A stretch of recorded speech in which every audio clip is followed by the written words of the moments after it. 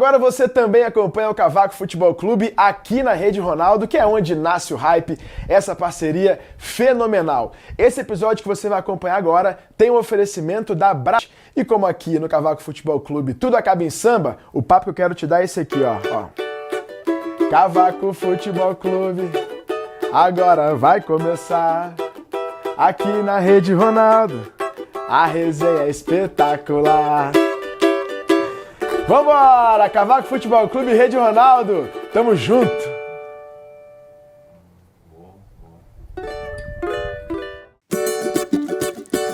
Cavaco Futebol Clube no ar, hein?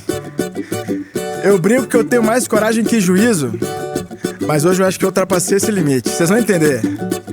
Programa especialíssimo, daquele jeito. Vamos começar com o samba do Cavaco, eu faço o refrão e depois o verso para apresentar meus convidados. Vamos pro refrão, vambora! Cavaco Futebol Clube, agora vai começar. Meus convidados de hoje, eu vou te apresentar. Cavaco Futebol Clube, agora vai começar. Meus convidados de hoje, eu vou te apresentar. Esse foi o refrão. Eu vou pro verso, hein? Vamos ver o que vai sair aqui, hein? Ó. Pode perguntar pro Messi, Ronaldinho Gaúcho, essa frase não é minha. Todos eles são fãs desse cara, esse gênio, essa lenda que é o Djalminha. E o seu Jorge, nosso patrimônio, como ator, cantor, multi-instrumentista. Eu parava o Brasil todo 8 de julho, tinha que ser feriado do dia do artista. O Cavaco Futebol Clube, agora vai começar. Meus convidados de hoje, acabei de apresentar. Meus convidados de hoje, acabei de apresentar. O Cavaco Futebol Clube, agora vai começar. Vambora! É isso aí, vamos. Eu vou escrever na lousa e vou escrever com giz. Eu não sei qual é o samba, esse samba é o seu Jorge que diz. Eu digo que Djalminha é um parceiro maneiro que chegou na área. Vamos aqui, rapaziada, brincar essa parada, olha aí. Cavaco Futebol Clube, agora vai começar. Meus convidados de hoje, acabei de apresentar. Meus convidados de hoje, acabei de apresentar. Cavaco Futebol. Agora sim, agora vai começar. Bora fazer. Agora vai, vambora. Ei, presente, coisa boa.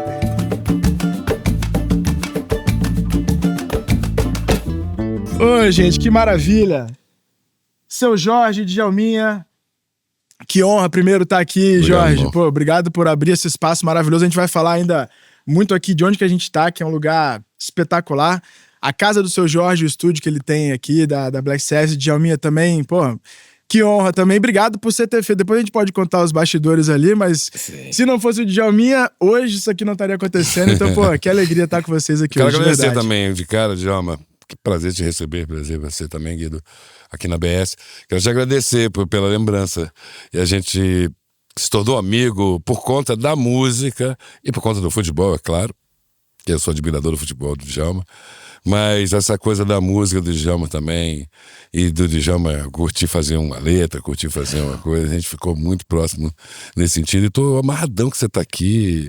Enfim, veio visitar a gente, veio conhecer o espaço e bater esse papo aqui bacana. Pô, maior prazer. Pô, o que eu vou falar? Maior prazer estar participando, Guido. Obrigado aí pelo convite. Jorge, porra, receber na sua casa, na BS, que eu já sabia da BS, vim conhecer essa BS maravilhosa. Melhor serviço da praça, Black Sass. Não tem jeito, é com o Jorge mesmo. Legal. E assim, maior prazer de estar aqui fazendo isso com o Jorge, que é um cara que eu tenho uma admiração muito grande.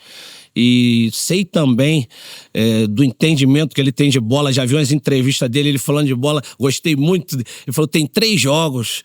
Eu daqui, e aí já deu pra ver que entende tudo do que passa no sistema. E a música, cara, eu sou um apaixonado, um amante de Jorge como fã, e depois criar uma amizade assim. fiz um negocinho com que ele me inspirou, da ideia que ele me deu. Não, depois a gente fala disso. A gente vai falar disso. A gente vai tocar isso.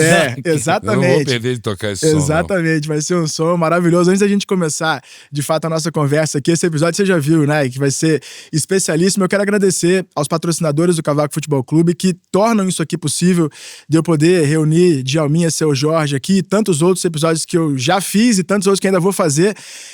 Eu quero começar agradecendo a Target 23, que é uma empresa que é super parceira do Cavaco Futebol Clube. É uma empresa que é focada em educação financeira, que é algo tão importante. E eu vou revelar uma coisa pra vocês. Eu sentei com o Luiz Castro, que é o CEO e o criador da Target, e falei: Luiz, vamos encontrar alguma coisa que a gente possa dar um presente para a audiência que está acompanhando o Cavaco nesse tema que é fundamental. A gente não tem educação financeira, né, em nenhuma camada social, né? A gente pode dizer, é muita coisa do acaso ali, é um tópico tão importante. Eu falei, vamos achar uma coisa que a gente consiga dar um presente que faça a diferença na vida das pessoas. E o Luiz Castro deu uma ideia que eu achei espetacular, que é de dar de presente para você um diagnóstico financeiro da sua vida sem custo nenhum, gratuito. Você vai ver um QR Code aqui na tela, você aponta o seu celular para esse QR Code e você vai ter um diagnóstico que ele vai te mostrar onde o dinheiro está entrando, onde o dinheiro está saindo, onde estão os gastos invisíveis, que às vezes você pede um Uber, um iFood e a conta do cartão vem R$3.000, você não sabe de onde veio. Isso você consegue mapear e mais do que isso, que eu acho que é muito legal também, que é você entender o que você vai fazer a partir do momento que você define como que tá a sua vida, se você vai comprar, seu sonho é comprar uma casa, comprar um carro, fazer investimento. Então tudo isso vai estar nesse diagnóstico financeiro que a Target 23, só para quem tá assistindo aqui o Cavaco, vai receber isso de presente. Então, Luiz Castro, obrigado demais, viu, pela parceria. Target 23, vamos juntos. E eu quero também agradecer ao meu compadre, né? Ó, estou com essa camiseta aqui. Meu compadre, uma loja de camisetas só de samba e pagode. Essa daqui é com o álbum do Fundo de Quintal. E o álbum do Fundo de Quintal lá, relíquia ainda, com o seu Neuci aqui. Histórico. Ó, Jorge Aragão, histórico, né? O Bira, o Birani, o... Cadê? Quem mais? O Amigo Neto. Sereno. Pô, claro, Sereno, tá aqui, enfim, todo mundo. Sombrinha tá aí? Sombrinha tá ali Sombrinha também. E o meu compadre é uma loja especializada em camisetas de samba e pagode. E a gente trouxe um presente pra vocês. Vocês vão ver que tem duas camisetas aí, ó. A camiseta do seu Jorge, essa daí, você reconhece esse olhar aí, seu Jorge? São as Damas do Samba, Clementina de Jesus, Dona Ivone Lara, Bete Carvalho e Jovelina Pérola Negra. Minha tia. A tia do seu Jorge e a do Djalminha ali, do Roberto Ribeiro. Porra, muito bem recebida. Roberto, além de adorar Roberto Ribeiro, sou muito amigo do Lequinho, filho do Roberto Ribeiro, Alex Ribeiro. Tanto que tá até citado aí no meu parceiro. Obrigado pelo presente. Pô, meu compadre aí escolheu, e eu quero até agradecer aqui ao Léo. Quando eu disse que teria esse episódio, o Léo falou assim: Guido, por favor, me diz a data que eu preciso que você leve essas camisas que eu vou escolher aqui com muito carinho. E aí, o Léo escolheu com você, e o Léo fez questão que tivesse também a Jovelina Pérola Negra ali, que é a tia do seu Jorge, ali com todas as damas do samba. São essas camisetas e muitas outras no catálogo. Tem lá coleção aqui eu só não convivi com Dona Clementina. Dona Clementina, né? Com todas as outras eu convivi. Com Dona Ivone, com Bete. Nossa, tem histórias com Bete maravilhosa. Uma vez eu tomei uma bronca da Bete, cara.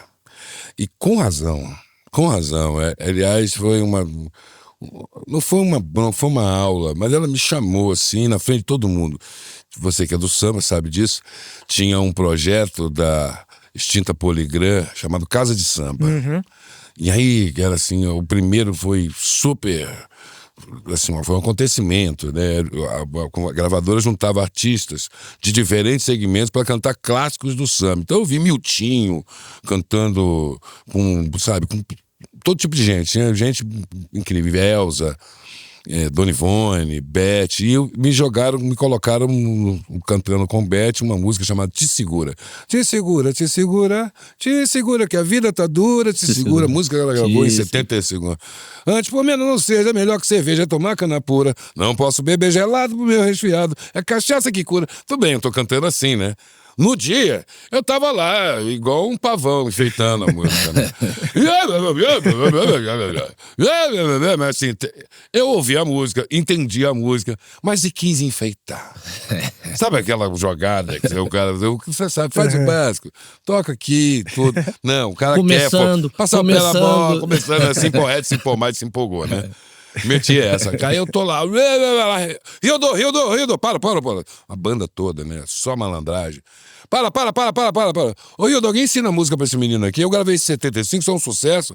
Esse cara não é... Você é compositor, meu filho? Você compôs essa canção? Essa melodia não é assim, você tá cantando errado.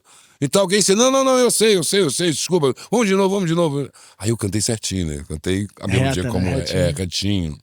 Aí, beleza. Mas aí tinha um problema no tom. Essa foi obrigada.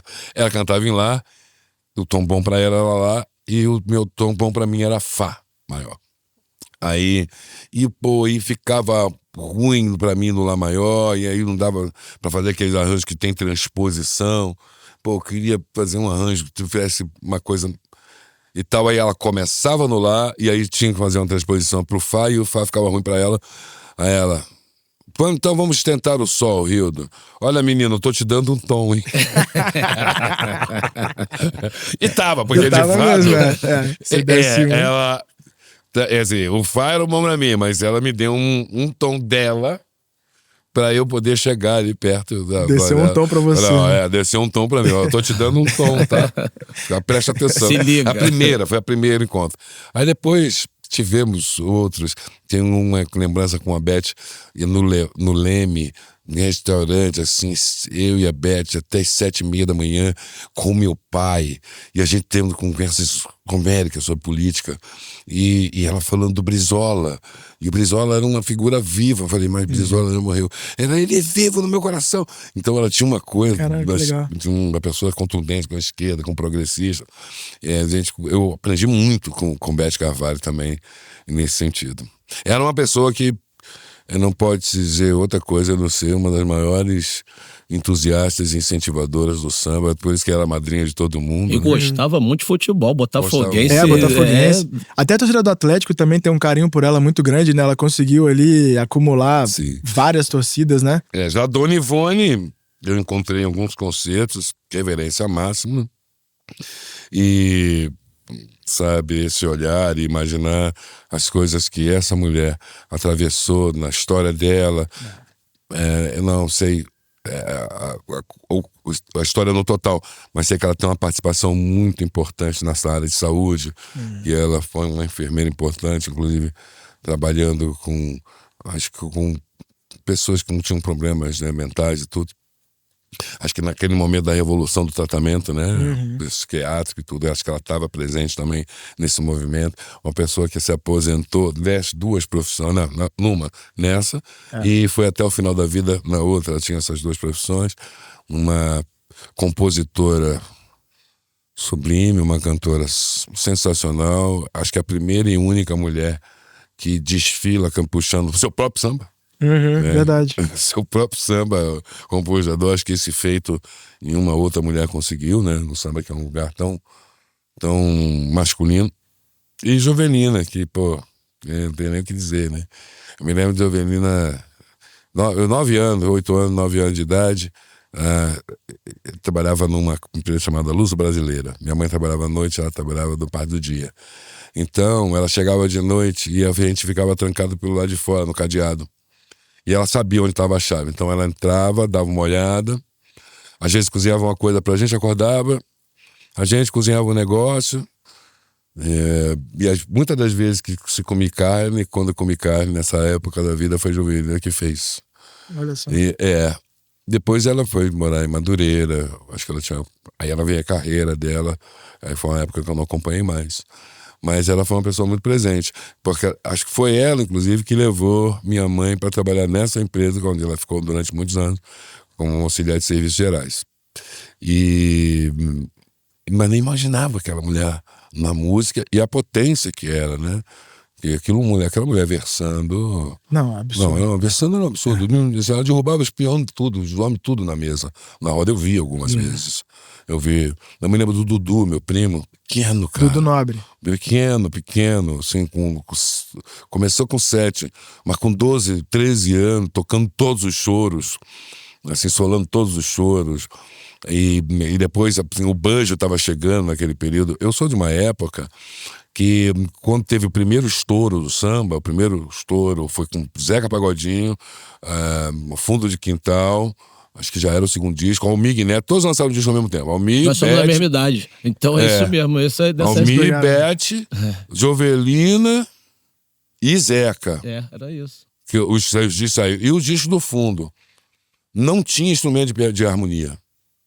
Era tantã. E a tantã era o timbal que o Carlinhos Brau depois criou timbalada, que ele botou na posição certa. Porque antigamente, eu trabalhei em 86 no Banco Nacional no centro da cidade, na Rio Branco, e a gente toda sexta-feira ia ali pra Rua do Ouvidor e tudo, fazer os pagodes lá.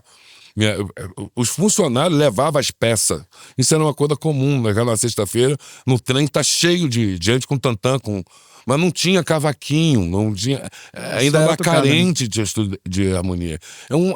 É um verdadeiro milagre o que aconteceu na música brasileira, de ver tanto cavaquinista e tanto banjista hoje, bons e ritmistas, porque que fazem coisas absurdas, virtuosos mesmo, né?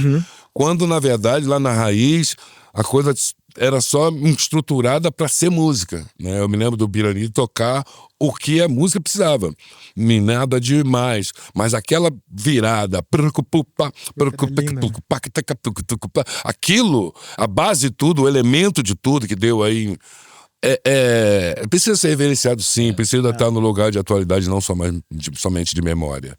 Esses caras tiveram um impacto muito grande na minha vida, tiveram um impacto, eu destaco Jovelina, minha tia Anitta, mãe de Dudu, que tinha um movimento no centro da cidade, Saci Pererê Refeições, um lugar incrível, que do dia vendia a refeição, aquele sopão, né, aquelas coisas e tal, e à noite era uma casa de show. E Dudu, com 13 anos, ficava no caixa com meu irmão, que tinha 10, na contenção, com um cara com segurança armado na boca do carro, e tu não dava volta na cachaça lá não, cara, tu não dava mesmo. E quando o Jorge fala isso aí de, tem que reverenciar mesmo, eu trago muito isso pro futebol, cara, porque assim, a gente não reverencia e não dá o valor para os nossos ídolos. Assim, ele tá falando da música e do futebol, cara. Porque, assim, a gente vê, às vezes, os caras de fora, os caras que jogaram fora, como eles falam dos nossos jogadores, dos caras aqui, e a gente vem aqui e não vê a nossa gente falando desses caras como os lá de fora falam e reverenciam aqui os nossos jogadores, no caso do futebol. Então a gente tem que reverenciar muito essa galera lá de trás. Eu tenho um caso aqui na casa, aqui, que é o Pierre, né, que é francês, a gente trabalha junto, meu menos. A gente trabalha junto há muitos anos, assim, eu conheço o Pierre desde os 19. E quando o Pierre chegou no Brasil, o garoto, sem saber falar português direito e tal, a coisa que ele mais ficou espantado era o quanto falavam-se mal do Ronaldo Nazário. Ele falou, como é que se fala mal desse cara, gente? Coincidentemente... moleque francês, Jorge, como é que fala mal desse cara? Esse cara não pode falar mal desse cara. Coincidentemente, o exemplo que eu dei conversando com meu amigo foi do Ronaldo. Eu falei, cara, tu vê como é que os caras falam do Ronaldo? Lá eu falei assim, os caras que jogaram muito, que marcaram ele, Desailly, Thuram, os Maldini, os melhores zagueiros. Eu falei assim, esse cara era imparável, não tinha como, é de outro planeta. Mas era mesmo, cara. Não desmerecendo, mas a gente, às vezes, o Messi é de outro planeta. Sim. Mas o nosso entendeu? De outra galáxia, né?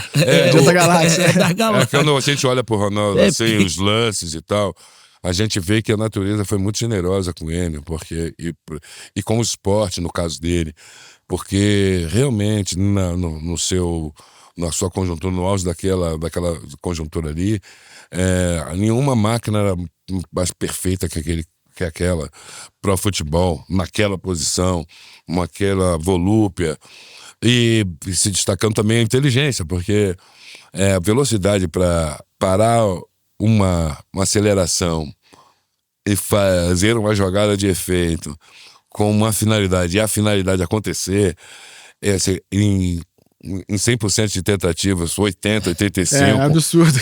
É uma coisa... É muito fora do comum. Você tem que olhar e falar assim, tem um negócio de generosidade aí, tem um negócio a mais. Assim, a mesma coisa eu comparo com o Milton Nascimento. Eu acho que quando Deus fez as cordas vocais do Milton, deu um negócio a mais ali, sabe? Não é umas cordas vocais normal. É um equipamento que ele conseguiu... Cara, se pegar as gravações assim, o que o Milton fez, na minha opinião, Um por estilo que encontrou e o outro pela precisão. O Milton, pra mim, é um dos maiores cantores do Brasil, junto ao lado de João Gilberto.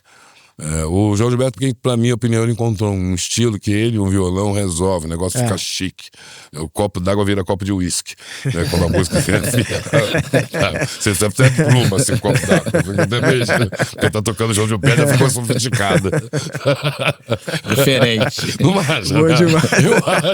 Eu acho que João Gilberto e Joe Coltrane, assim, isso mesmo. os caras sofisticam tudo. Cruza as pernas aqui, já né? pega o copo d'água, já ficou, já tá com dinheiro. Bom demais. E acho que o Ronaldo também ele tem essa sofisticação. Gaúcho, você, cara. Pô, não, você, isso quem foi você? pelo amor de Deus. Quem foi você? A gente tava assistindo, eu assisti, falava pra ele, pô, velho, uma das coisas que eu mais gosto é de YouTube, né? Porque o YouTube tem um acervo. Um acervo no mundo, assim, tem coisas do mundo que eu busco ali e tal. Se eu quiser aprender física quântica de graça, eu aprendo ali, cara. Ali tem aulas ali maravilhosas, né? E, pô, e entretenimento, não tem coisa melhor do que viver momentos do futebol. A emoção. Às vezes eu me pego vendo imagens antigas e choro. Tipo, aquele gol de empate do Adriano. Aquele gol de empate do Adriano e tal. Pode até empatar! Pode até empatar! E aquilo que acontece é maravilhoso. Essas emoções, assim. Outro dia, o nosso compadre Daniel Alves tinha uma jogada e tá Galvão falando pra ele: vai, agora é sua, Daniel. Você vai fazer esse gol, Daniel. E Daniel, a câmera tá fechada nele, tá olhando, e o Daniel tá olhando. Não sei nem como que te diga. Você vai fazer esse gol, Daniel. É o seu momento, Daniel. Aí o Daniel bate a foto e não marca o gol, cara. Eu falei, Daniel. Eu não sei. Esse negócio, acho que só o Brasil vive. Eu acho que por isso que a gente é muito intenso com essa paixão que é o futebol, a gente se zoa, mas eu sei, todo brasileiro, como o Ronaldinho Gaúcho, como o Djalma, que esteve fora do Brasil, quando ia bem, o brasileiro naquele lugar estava bem também.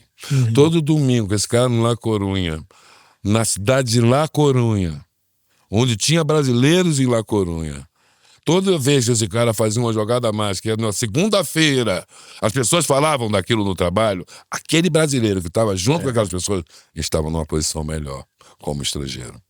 Eu vi isso acontecer em Barcelona, eu vi isso acontecer na Itália, eu vi isso acontecer na Espanha, com essas personalidades brasileiras que levam essa arte, que é o futebol, não inventada pela gente, mas aperfeiçoada. Isso é claro. Na minha opinião, é claro que o futebol foi aperfeiçoado no Brasil. Tanto que o Japão, que joga hoje, aprendeu muita coisa com o Zico. A Arábia, que joga hoje, aprendeu muita coisa com o Tele Santana, com o Carlos Alberto Parreira, com esses acho que também Zagallo teve lá no mundo árabe, né? Bloqueios primórdios lá atrás, há 30 anos atrás, onde se debochava do futebol desses países. Aí o Mohamed Salah, pretendido e apreciado por valores absurdos, e o mundo todo tem que reconhecer que o cara joga bola. Não era possível. Há 30 anos você entendeu o marroquino nessa posição mundial, esse lugar de pertencimento. Né, que o futebol dá para os povos. Porque eu sempre falo, o Brasil não é somente a seleção brasileira, na minha opinião, do Brasil, a grande seleção brasileira pentacampeã. O Brasil também representa os países do terceiro mundo que jamais puderam estar na Copa do Mundo e sortem pelo Brasil. É verdade. O Brasil representa países do terceiro mundo que jamais vão pretender estar numa Copa do Mundo. Agora, talvez com essa nova formação, tenha mais possibilidades de outros países. Sabe o que está acontecendo no nosso país? Infelizmente, no nosso futebol, tá ficando elitizado. Tá difícil para um moleque sem condição conseguir treinar, tá num clube, tá difícil. Eu tenho um filho pequeno de 8 anos. Mas então, não é o esporte? No todo? O esporte. O esporte não pode ser um esporte da elite pela exposição que ele dá? Mas aí a gente perde o que nós temos de melhor. A arte. Os moleques saíram da onde? Eles não têm espaço, eles não têm condição. Mas o que aconteceu com o Vinícius? Eu queria entender pelo seguinte, porque o Vinícius é jovem, né? 23, 24. Ele sai de São Gonçalo, da base do Barro do Chão, joga no Flamengo, pretendido muito novo, sai do país. Passa o pão que o diabo vem passando, parece que não é a ascensão mais financeira que estamos falando, é o lugar de pertencer. Né? Porque os negócios, os business, tudo isso aí é uma coisa que se divulga, imprensa e tal. Eu não entro nesse mérito de sucesso. Eu acho que o sucesso é o desempenho do que ele tem em conteste. Sim. É em conteste, não dá pra contestar que os caras têm bola no pé, né? Ou eu sou maluco. Alguns loucos ainda. Principalmente lá no país que ele tá jogando, estão contestando. Eu acho que o futebol dele, assim como o de Neymar, né, é em conteste. Assim. E todas as outras coisas, fora dessa coisa, não é um assunto meu. Falando somente do futebol. Ele não representa, ele não expressa essa possibilidade, porque eu acho que ele está realmente num lugar de visibilidade. Outro dia aí parece que tinha uma proposta de contratação para o mundo árabe, uma coisa, né, super valores absurdos, né? Fenomenal, assim, e tudo. Porque tem algumas pessoas nas conversas que falam muito do ressentimentos, né? E sobretudo do ressentimento de uma classe que sempre viam pessoas como eu, Vinícius Júnior, você, sempre inferiores, né? Porque por causa da origem. E de repente quando você se posiciona, né? Não, o quadro mudou um pouco. A gente pensa, quando um especialista falou disso, a gente pensa na classe média de 30 anos atrás, ela se permitia se imaginar num lugar de bem-sucedido. Então, vamos lá, ela tinha a sua casa própria, ou então já estava quase quitando, ela trocava de carro a cada 2 anos, ela tinha uma casa de veraneio uma vez por ano para passear, ela podia se organizar a cada 5 anos e fazendo uma viagem na Europa. Seus filhos estudavam, né, na escola particular boa e tudo, tinha um projeto de vida e tal. A classe média estava figurada nisso. Hoje a classe média trabalha no Uber, não é desmérito, claro, né? Ela não tem um trabalho fixo, ela deve no cartão, ela deve no cheque especial, ela não tem a casa própria, ela não viaja mais e tudo, e de repente um garoto da favela acende e vira um bilionário. Então, essa coisa do racismo, por exemplo, com ele, não parece, de uma certa forma, um certo ressentimento dessas posições sociais que estão mudando, porque realmente tem uma mudança muito grande. Você fala que o garoto hoje ele não consegue, que o futebol está... o futebol brasileiro está elitista, mas o futebol do mundo está elitista. O cara oferecendo uma grana absurda por um atleta e pressionando todo mundo para cima e todo mundo para baixo também. Né? Exatamente. Distanciando cada vez mais. Né? Distanciando de uma realidade, porque você vê... Djalminha só tem um. É isso que a gente quer falar, que a gente está falando, é um 2%. Djalminha só tem um. Kaká só tem um. Ronaldo só nasceu um. Neymar só nasceu um. Vinícius só nasceu um. Não é toda hora que Então fica uma expressão do tipo... precisa chegar lá, às vezes talvez tem que chegar para esse menino e falar, entenda você primeiro, né? Qual é o seu papel aqui, né, na vida, né? Quais são os objetivos na vida, porque eu percebo todo mundo olhando para a vida da celebridade, né? E por mais que se torne a imagem de uma celebridade, a atividade tem suas complexidades, né? Eu não queria ser o Vinícius na posição que ele tá, apanhando no joelho, apanhando no tornozelo, sabe? Com toda uma pressão, sabe? Sem poder fazer aquilo que ele gosta direito, sem o respeito, por causa do sucesso exacerbado. Talvez, nesse sentido, o futebol esteja ficando elitizado demais. Aí eu acho que sim. Porque justo por isso, né? Que os caras hoje não são vistos como atletas, e sim como essas celebridades, né? E eles são atletas, que tá focado naquilo, né? Aquilo que é o que da onde que veio tudo, aquilo que deu tudo, né? Que no caso nosso, né, foi o futebol, no caso Jorge, a música, né? Que abriu os caminhos, vamos dizer assim, para você conhecer o mundo, cara. Hoje o que eu aprendi, cara, o que me deu o mundo, né? De cultura, de conhecimento, aí eu vou pensar no lado financeiro, porra, o que pesa mais? Exatamente isso. Entendeu? às vezes tem que botar na balança muita coisa, né? Que nem só o financeiro que faz você crescer. E existe uma solidão no meio desse negócio todo, né? Eu fico imaginando, assim, para um cara desse nível, né, de atenção, de cuidado, uma pessoa como o Vinícius, era um patrimônio, né? Sim. De uma instituição. Então, enxergando assim, não tem como a força dessas relações não ter uma influência direta na vida pessoal, né, nas escolhas dessa pessoa. Quando você se torna um patrimônio de uma instituição por um período de tempo e você tem, né, acordos e acertos de entrega, de coisas assim. Então tem eu acho que tem esse lugar pro fã do futebol, pro fã do atleta, que não fica muito esclarecido. Que eu fico imaginando, por exemplo, um cara que tá, por exemplo, num lugar legal e de repente ele é convidado para jogar na China. Como teve uma febre chinesa, sim, né? Uma época atrás de contratações. Antes agora, né, do mundo árabe era sim, China. Era a China. Aí o atleta tem que virar para a família e falar assim, olha, são 5 anos na China. Escola para as crianças. Aí você começa a pensar, escola para as crianças. Na China você não vive sem um tradutor. Um tradutor para você ali no campo, no clube, é uma coisa. Agora para sua família.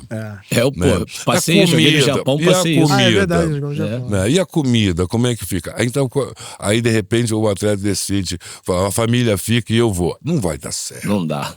Não vai, assim... É fatal. Se você não tem apego, você não tem realmente compromisso, talvez possa dar certo. Mas quando tem família, né? Você não vai passar 5 anos num lugar e a tua família no país. Só no Natal, né? Quando eu fui cinema... E aí, nesse meio termo, quem tá de fora só vai olhar uma coisa. Pô, mas estão dando esse dinheiro pro cara, o cara tem que fazer, tem que acontecer e tudo em volta. Como é que faz? Tá bom, a gente assina, aceita, e agora como é que eu faço para entregar? Essa que é a questão. Então eu acho que o Vinícius é um exemplo muito grande de profissional, de profissionalismo, de entrega, olhando por essa perspectiva. Ele é um patrimônio de uma instituição, uma pessoa pública mundialmente famosa, toda uma expectativa dele continuar vencendo, né? Quem realmente torce por ele, e até de quem não torce, porque quem não torce por ele espera mesmo que ele não vença, né? Espera que ele seja derrotado. Eu torço por ele, eu espero que ele sempre vença e espero que ele encontre maneiras de blindar e se proteger dessas coisas que a profissão e a exposição que ele tem na profissão acaba exigindo dele. Não, sem dúvida. Tem uma pergunta que eu sempre gosto de fazer pra gente de inverter os papéis. Eu queria te ouvir, Djalma, que você me contasse como é que o samba, a tua relação com o samba começou, tua primeira memória assim de samba, e depois eu vou perguntar pro Jorge a relação dele com o futebol. Legal. Na minha família, meu tio gostava muito de samba e assim, eu desde pequeno mangueirense, e assim, tenho várias... São 2, hein? Sou desde pequeno também. Assim, tem várias recordações de samba, desde ô babá, oba, ô babá, é a mãe de ouro que vem nos salvar. Lembro muito dessa música quando era moleque. E aí, no momento que eu começo a curtir mesmo de verdade, foi nessa época que Jorge falou, que eu tinha todos esses discos. Todos esses que ele falou. Do Zeca, do Almir, do Fundo de Quintal, Bete Carvalho, Pedrinho da Flor, Marquinhos Satã, tudo. Bete Carvalho. Eu via nessa época que começou de verdade, e ficava lá só no vinil, ouvindo direto. Foi o começo aí do samba, mas eu sou um cara muito eclético da música, sabe? Eu gosto de tudo. E depois, adolescente, o rock veio muito pesado na minha vida também. The Smiths é uma banda que eu curto muito. Então, assim, na música eu fiquei muito eclético e gosto muito de muita coisa. Tem coisa que eu não gosto, mas prefiro falar do que eu gosto. O The Smiths, bom demais. Da pegou Negrada. É uma das poucas bandas que de rock que a Negrada gostava, assim, eu acho que era o The Smiths, cara. Minhas filhas gostam de mim, a minha mais nova ama. até lá na Inglaterra. O futebol, pra mim, começou quando eu nasci, assim. Eu nasci em 70, sou de 8 de junho de 70. E quando eu nasci, o Brasil era só alegria, só felicidade, né? Tricampeão, Pelé era o ícone. E era muito comum que as famílias, as pobres e tudo, famílias negras, minha mãe tinha acabado de ter um filho retinto, imaginar que ele podia ser um Pelé a partir daquele momento. E engraçado, ela conta essa história, que ela me levou com dias na Presidente Vargas, que a seleção recebia a seleção no carro do Corpo de Bombeiros, desfilava, aquela multidão, uma alegria, Gilles Rimet definitivo, chuviscava, eu com dias de nascido, e minha mãe resolveu me levar para ver o Pelé. E ela achava que se o Pelé me visse, ia mandar uma energia e tal. E vinha lá o carro, né? Corpo de Bombeiro, aquela coisa. E por coincidência, do lado da calçada que ela tava, o Pelé tava acenando, assim, pra todo mundo, Ivelino, os caras e tal. Quando vinha chegando bem pertinho, assim, que ela pega, me levanta, o Pelé vira pro outro lado, porque ele tava acenando pro lado de cá. Aí ela acena assim, ela, pá, meu irmão! Aí eu vi Revelino, isso ela conta, né? Mandando um axé assim pra mim. Não sei, não é tu não, cara, é o cara lá, o negão lá, bicho. Aí ela passou a ter implicância com o Pelé. Ela passou a ter implicância com o Pelé. Corta! Gogó da Ema. 1986. Campinho de sabe, tô jogando com o moleque, bem uma bola, eu chuto a bola sai assim, de lá muito longe, e cai no espinhão e faz, ó. Minha mãe vem passando, isso é culpa do Pelé! aí eu encontrei com o Pelé, alguns anos depois, fazendo o filme dele. Eu fiz Pelé, Nascimento de uma Lenda. Eu faço pai dele e tudo. Aí depois eu encontrei com Majestade. Teve um encontro maravilhoso com ele. Eu tive vários encontros com o Pelé. Foi num avião, do Rio para São Paulo. Ele tava no corredor, eu na janela, e no meio tava o Supla. E nós viemos perturbando o Supla pra caramba. Eu e ele, perturbando o Supla, cabelo do Supla, não sei o quê. E aí, Majestade, na sua época, esse cabelo rolava e tal. E o Supla, mó gente boa, assim, sabe? Com a gente riu muito nesse dia. Em 2012, encerramento da Olimpíada de Londres, estávamos juntos também, foi um momento muito bonito, assim, quando eu vi ele entrar no estádio e as pessoas reconheceram ele, cara, aquilo. Aí eu me dei um negócio de ser brasileiro, assim. O futebol sempre mexeu com a minha emoção. Então, em 82 foi um negócio forte, porque aquela seleção era maravilhosa. Eu tinha 12 anos, não entendia de jogo, mas amava o Zico e amava o Sócrates, amava os dois muito interessante, um magrinho comprido pra caramba, o outro assim tinha um corpo mais baixo, mas os caras, eles se pareciam, assim, com a seleção, assim, eram muito... E o Júnior, e aí a seleção perde. E outra coisa que me marcou foi Tigana, que era o único jogador negro da seleção francesa. Aí ali começa a minha relação com a França. Eu começar a observar a França a partir do Tigana. Eu não entendia porque aquele cara era francês. Não tem como assim, na França. E tinha. E hoje a seleção francesa é negra. É verdade. É muito doido isso. Transformou, né? É muito doido. E eu ter percebido isso aos uns 12 anos de idade. O Maracanã nunca foi meu lugar, a primeira vez que eu fui na infância foi pra ver Papai Noel, e depois não voltei mais. Que tinha essa tradição, né? Todo final do ano, Papai Noel descia lá de helicóptero. E era diferente, era difícil, eu morava em Belfort Roxo, dinheiro de passagem, as conduções, a Avenida Brasil, a Dutra, não é o que é hoje, na década de 80 era muito difícil. Tinha as coisas de confusão e tal, e eu não era muito do futebol como atleticismo. Eu era atletista, assim, gostava da corrida, meu esporte era corrida. E acabo que, assim, na minha adolescência para a vida adulta, eu ficava mais ligado nos atletas do atletismo, Carl Lewis, Ben Jones, Zequinha Barbosa, Robson Caetano, eram os caras que eu mais seguia. Eu gosto do jogo, Mas o depois do futebol, o negócio da cartolagem e tal, eu não me ligava, que os moleques ficavam lá discutindo, que tal, e essa parada eu não tinha. E também me dava uma cansada o negócio do rádio e tal, daquela correria, de entender, porque acelerado depois de. pra caramba, acelerado pra caramba, quando eu via na televisão, tava tudo muito bem. É o mesmo jogo, gente? O que tá acontecendo? Como é que tá tão rápido lá e aqui não tá? Porque aqui no rádio dá um negócio, né? Um turbinado, né? E tal, para Adrenalina. e passa um monte de publi. Assim você nem vê. Publi pra caramba, né? Você é pra cobra, falando um monte de coisa. E aí, assim, eu comecei a curtir mais ver na televisão. E a transmissão de televisão. E eu acho que o evento Copa do Mundo que foi que mais me aproxima do futebol do que o clubismo. Eu sou flamenguista. E eu gostei do Flamengo, foi a cor da camisa. Depois que eu fui entender Zico, eu gostei do negócio do preto e do vermelho. Eu achava aquilo... interessante no visual, né? Eu achava muito... Eu sempre achei. Eu achava que as cores combinavam muito e tal. E eu já achei sinistro, assim, que tinha umas velas de macumba que era a mesma parada, assim, era preto e vermelho. Eu falava, combina com isso aí. É preto esse negócio é brau, esse negócio é soul. E eu gostei da camisa mesmo, assim. Foi um problema pra mim, que eu olhava pra camisa do Fluminense, eu achava linda também, sabe? E aí foi um jogo de Fla-Flu. Falei, não, vou ficar com a preta e vermelha mesmo. Acho que essa camisa eu usaria. Mas eu gostava. Depois veio a história do pó de arroz. Aí que vem, né, umas coisas.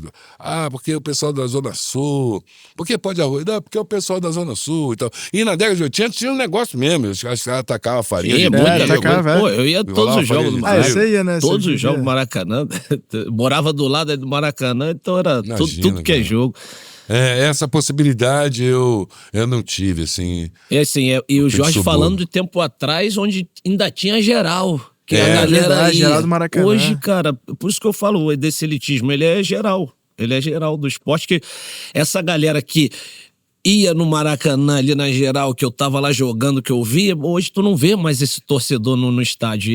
Cara de povo, né? Exatamente. Povo com cara de povo. Exato, cara de povo. É isso aí. É povo com cara de povo. Eu tenho um povo que parece que nem que é daqui, entende? Às vezes, talvez seja isso. Eu não frequento estádio, mas talvez seja isso que o idioma dá. Lá, no geral, tinha a massa que vinha de longe, vinha de Bariê, de Gramacho, de tudo quanto é canto, né? De Vila de Cava. Torcer mesmo, de paixão mesmo pelo futebol. De Mesquita, de tudo quanto é canto. O pessoal vinha pra ver futebol e ter um momento. Japeri, o trem na Central, a Central ficava entupida de torcida. Jorge, de todos os, o que eu mais de todas lembro as torcidas. é o Flamengo chegando no estádio e o trem chegando, descendo aquele vermelho e preto, todo mundo eles vinham, cercavam o ônibus, já sai daquela estação de trem no Maracanã, cercado ali, mano, quando é assim, mas nos jogos decisivos, quando a gente dentro do ônibus fala assim, não tem como perder, mano. Não tem como perder. Já a motivação já era outra. Ficou até arrepiado de falar. Você viu de dentro, né? Você viveu isso. Então, assim, é diferente. Você viu como espectador e você viveu no campo. E fez coisas incríveis lá, inclusive, memoráveis, porque, assim, a torcida do Flamengo tem uma memória muito grande de você lá, do você no futebol brasileiro, né? Aquela reverência, a gente vê o Bruxo falar de você como... E falar, não, tinha minha, né? Eu peguei dali, imitava ele, né? E o Bruxo, falo ele porque ele... Pô, sabe aquela jogada que não dá em gol, que bate no travessão e sai? Aquele dibra e tal, dá aquela meia parada, aí a bola passa, ele tal, que até bota a mão na cabeça, ninguém acredita naquilo e tal. Pô, eu tava na Inglaterra, cara, quando eu vi aquele negócio... E tinha sofrido xenofobia lá, assim. Mas engoli o negócio, assim, seco. E aí, fui pro hotel, e a gente fez o concerto, não sei, e ia embora pra uma outra cidade. E aí no saguão, o pessoal tava me esperando no saguão do hotel, e no saguão do hotel tava rolando uma televisão cheia de ingleses, assistindo um jogo do Barcelona, acho que era Atlético de Madrid, o que era, eu não me lembro o time. E aí eu parei assim na frente da televisão e tal, e aí essa jogada acontece. o Ronaldo faz aquela jogada e tal, e todo mundo que tava assim, fala, oh! Não era nem Barcelona, velho, era na Inglaterra. Todo mundo, oh! Na TV. Eu chorei, velho. Eu chorei, porque eu me senti vingado, sabe? Me senti vingado, a distância por aquele cara, por ele ser um brasileiro, colocando o talento e a beleza dele a serviço de uma nação. Não era uma coisa individual. O indivíduo só estava no campo ali. Aliás, individualmente, na minha impressão, assim, o Ronaldo se divertia muito. Eu não vi o Ronaldo levantar de uma falta que ele sofreu, coisa rara, com a cara fechada, ir pra frente de alguém. Nunca. Eu procuro, inclusive, essas imagens do Ronaldo se expondo no campo com alguém. É um cara que ria o tempo inteiro, meu. Tinha aqueles dentes protuberantes pra isso, né? Ele ria o tempo inteiro. O cara apanhava e levantava rindo, ou debochando do juiz, ou deixando de quem bateu nele, ou e tal. E acho que ele conquista um respeito muito grande. São das coisas que eu mais procuro falar com meu filho é isso. Meu filho tem 8 anos, quer jogar bola, então eu falo, pô, joga com alegria, cara, porque, pô, você vê esses caras, a alegria, você quando joga com alegria é outra história. Aí o que ele tá falando, o cara recebeu uma falta, você vê o Messi, cara, recebe uma falta e não fala nada. Nada. Ele nem olha pro adversário, Nada. então ele tá Mas preocupado agora com que dele. ele ficou mais velho, que ele ficou um pouquinho mais tupetudo. É que a gente vai ficando sem paciência. Normal. Vai acabando o Mas estoque. durante, assim, boa parte da carreira dele, não vi. Não, e batia e levantava, e batia e levantava, e batia, aí levantava. Já vi jogo que ele apanhou 3 vezes na mesma jogada, levantar e marcar o gol. E não debochar de ninguém depois de marcar o gol, não. Essas são impressões que, pô, eu tendo a aproveitar pra mim, sabe? Eu acho que são coisas que eu admiro de ver, tento copiar, tento trazer para o meu lado de alguma maneira, trazer uma transdução disso, né? Uma transposição, né? Pra minha... Isso de copiar que ele tá falando é muito legal, assim, que você falou de Milton Nascimento, né? Tipo assim, eu falar do Pelé, não sei o que, esses aí a gente já sabe, mas assim, eu no futebol, quando moleque, porra, eu observava todo mundo. Aquele cara ali, não sei nem quem é, mas ele fez uma jogada que eu gostei, eu ia lá e ficava em casa treinando, e aquela parada, não sabia nem quem era o cara. Eu ia ver, fulano, é o Robertinho, é o drible do fulano. Então, assim, pra minha arte, vamos dizer assim, né, que foi o futebol... Bom, você encarou, assim, eu busquei muitas referências, e assim, queria saber do Jorge, assim, tirando o meu, essas referências, assim, que tu olhava, pô, curto essa parada, curto esse cara, maneiro cantar o tom, uma maneira... Assim como você, eu também sou eclético pra música. Lógico, pô, é muito fácil a questão do ritmo, né, tá em mim, tá na minha vivência, tá numa vivência ancestral que independe de mim, inclusive, né, eu vejo no samba, no meu filho, tem 3 anos, o groove, né, o beat, sabe, desde pequenininho já bate palma no tempo, sabe? Eu tava até falando por uma outra situação como ator, que é muito difícil para mim como ator me botar como cantor, porque eu perco o personagem se eu viro cantor, né? Então é muito difícil ter que inventar uma voz que eu não tenho, né? Ou desafinar. É uma coisa que vai acontecer naturalmente, mas de propósito é difícil. Naturalmente eu vou desafinar e nem tal. Talmente. Eu tô achando que eu tô cantando tudo dentro e tá fora. Agora, eu ir lá de propósito desafinar, eu não consigo. Aí, realmente, eu vou ter que... Eu nem sei como é que é isso, né? Nem sei como é que isso acontece. É boa demais. Mas, assim, a vida toda fui afetado. Eu fui impactado de cara pela música americana. Pela música negra norte-americana. E a música negra norte-americana atravessou, na minha opinião, dois momentos cruciais para mim. Um momento spiritual, sim, representado por Aretha Franklin e artistas que vinham desse movimento do gospel, religioso, né? E o gospel, que é um outro movimento, né? Eu nunca fui religioso, mas olhei para todos os artistas que procederam dali. Então, Chaka Khan,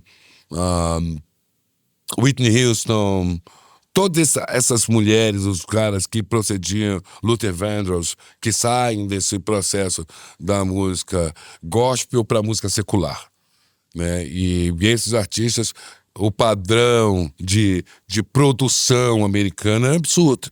Eles criaram e desenvolveram toda uma indústria, a indústria que a gente conhece hoje, a indústria fonográfica que a gente conhece hoje.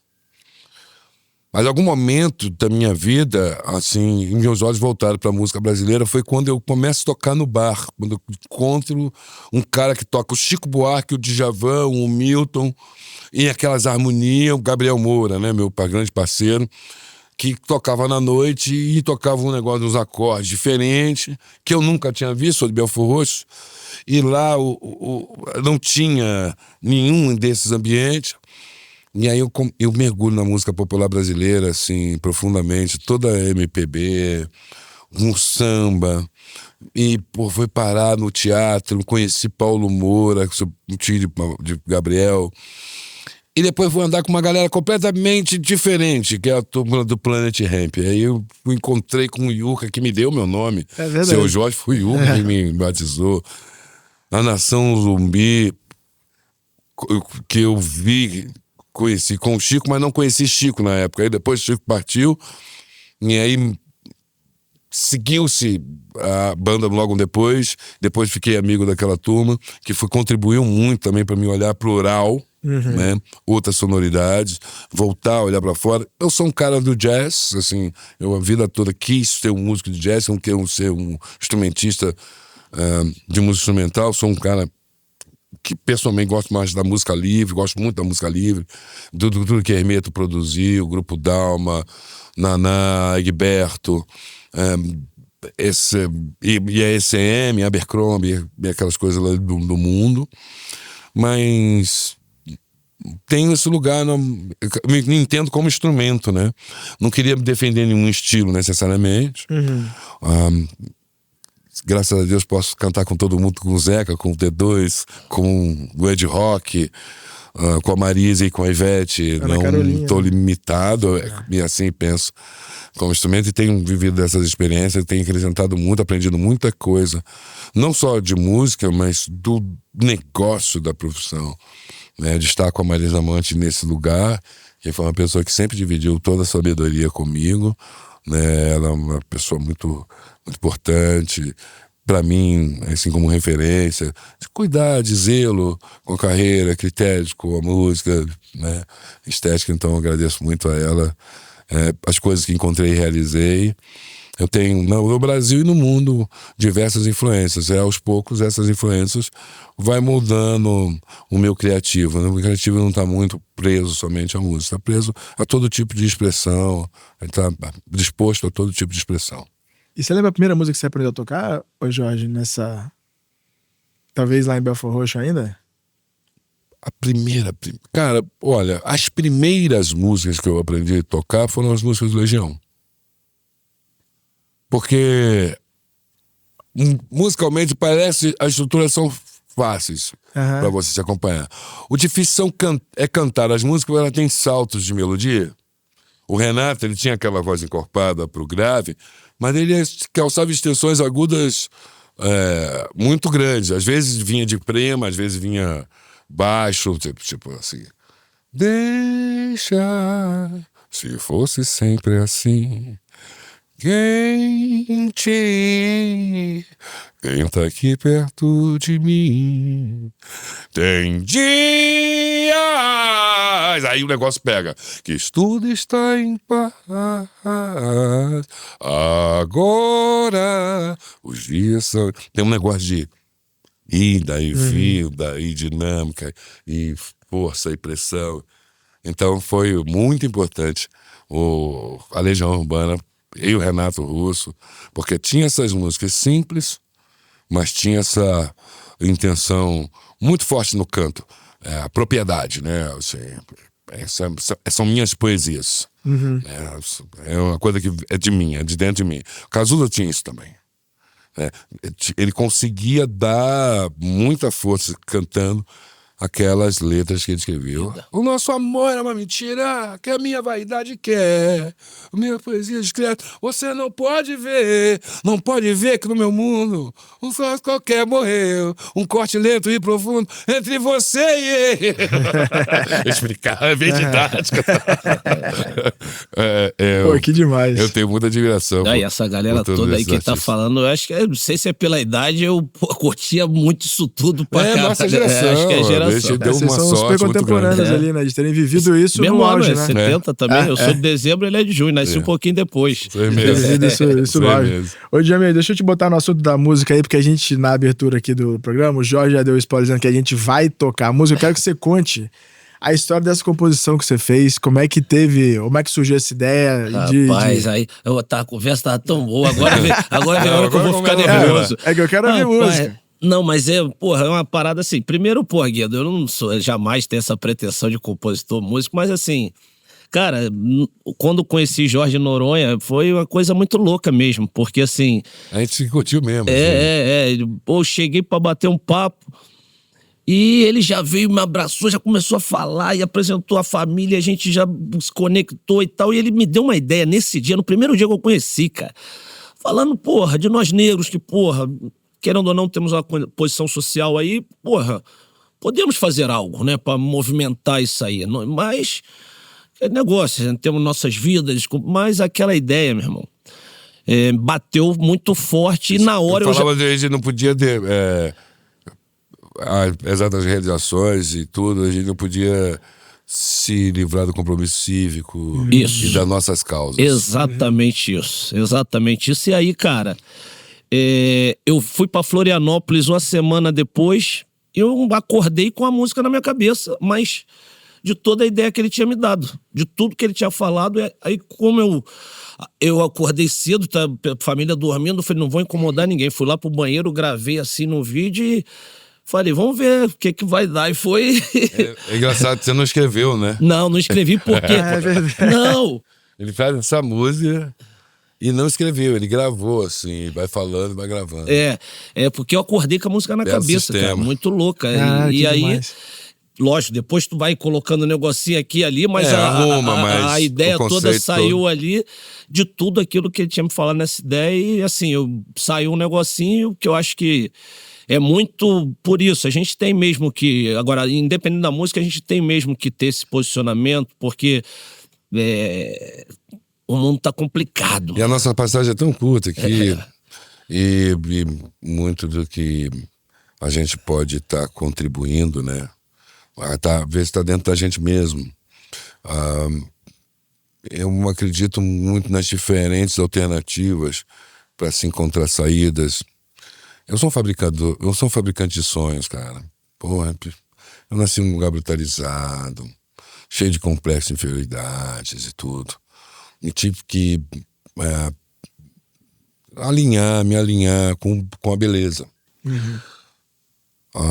Todos nós temos essa condição de produzir belezas também, fazer a coisa bonita.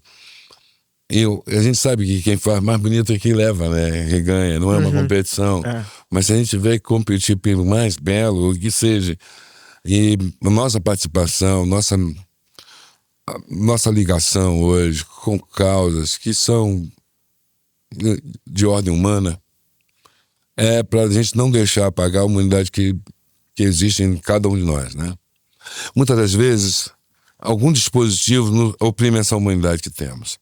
A gente para num sinal e vê famílias inteiras com crianças e cartazes pedindo dinheiro e comida. Aquilo nos incomoda, a todos nós, de um jeito tão forte que, às vezes, no caminho do compromisso, do trajeto que a gente está indo, dá vontade de chegar, largar tudo, parar e falar, vamos resolver esse problema aqui. Mas aí vem um dispositivo e reduz para dizer para você, isso não é seu problema. Isso é um problema de não sei quem. É normal, né? Isso é um problema do Estado. Isso é um problema... Aí chegará um momento que vai ficar impraticável conviver com essas renúncias. E aí, cara, então vamos encontrar alternativas. Qual seria? Aí eu parto daquele princípio que é você, da cronologia, né? Você correr atrás, conquistar e depois dá de volta, né? Depois retribui. Que maneira que tu vai retribuir isso? O que você tá fazendo pela tua quebrada hoje? O que você tá fazendo pela quebrada do amigo hoje, né? O que você tá fazendo pelo outro hoje? A gente se incomoda. Por exemplo, a história do sinal, né? Aí, a gente vem aqui, trabalha, aí conquista as coisas, e ganha um espaço, isso presenteia, isso dá um conforto. Mas você para no sinal, o cara olha, esse é o Jorge. Esse aí sabe o que é. Ele vai ajudar. Ele vem de baixo, ele sabe como é que é, entendeu? Ele vai fortalecer. Não tem como não me escapar disso. De ver um semelhante numa situação, e esse semelhante te ver e falar assim, caramba, mesmo sabendo que a obrigação é tua. Você não tem nenhuma resposta, não tem nenhuma obrigação. Você olha no olho do cara e fala, e tu vê ali uma esperança naquele cara ali, o cara em você, né? O cara olha pra você e também vê uma esperança de que você entenda a situação dele, porque você, Jorge, você já passou por isso. Você sabe o que é. Então esse é um negócio que realmente incomoda. Não adianta você tá bem, tá sucesso, e o teu camarada, se teu vizinho aqui do lado tá com alguma dificuldade. Não funciona. O negócio é ficar bom pra geral, assim, pro máximo de pessoas que puder. Aí eu convoco ele com essas ideias, a gente come a cabeça um do outro, assim, fica zoando a cabeça. Outro dia eu liguei pro Jorge, eu tô ligado, era 11 da noite, eu vou saber onde ele tá. Ele tava em Portugal, era 4 da manhã, ele atendeu, acordou, ficamos conversando uma hora. Ficamos conversando uma hora. Pô, que legal. Porque ele lembra, né? Enquanto descansa, carrega a pedra. E a gente, quando descansa, a gente movimenta o pensamento e, sei lá, de repente a gente encontra alguma prática que possa ajudar um grupo. Vivemos numa era que em algum momento a gente tem que realmente olhar para si, olhar para as nossas coisas e tal, para o nosso indivíduo, mas sem perder o coletivo de vista, né? Acho que a gente precisa, a gente que morou em comunidade, em favela, sabe que é viver em comum, uma mesma área comum com todo mundo. E é diferente, assim, quando você só tem o seu indivíduo para cuidar, mas sabendo que todo o resto, assim, tá descuidado. Alguma hora você vai sofrer o reflexo, né?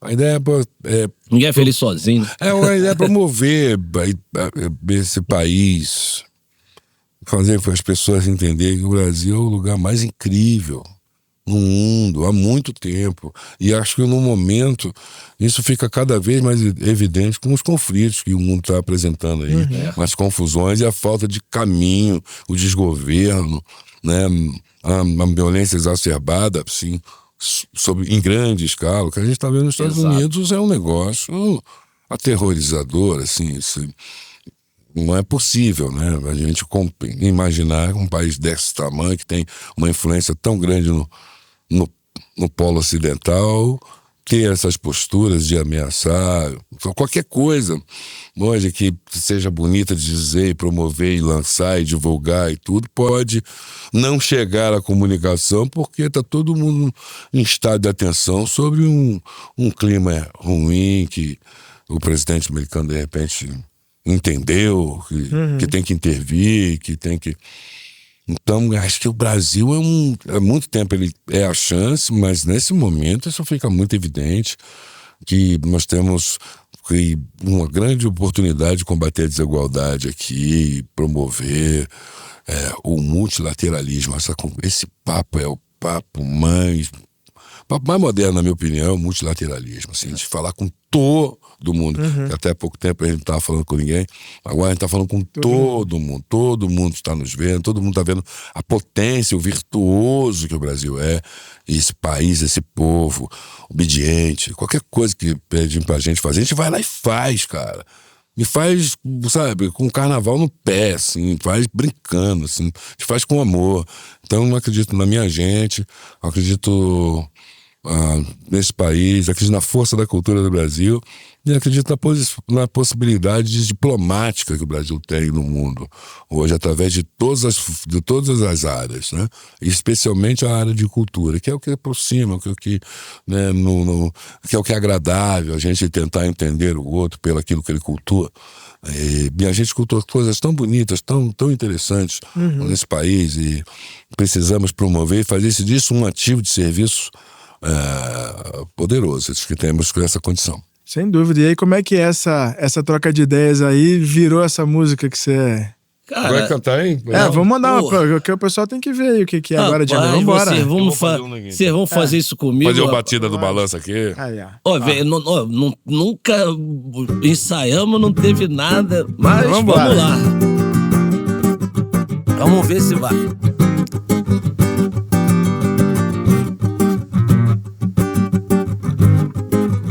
Chamei o Jorge pro papo, ele me disse qual é. Vamos fazer uma letra, se for contigo já é. Eu vou fazer logo um samba e vou fazer amanhã. Liguei do meu telefone pro Rogério do Tantã.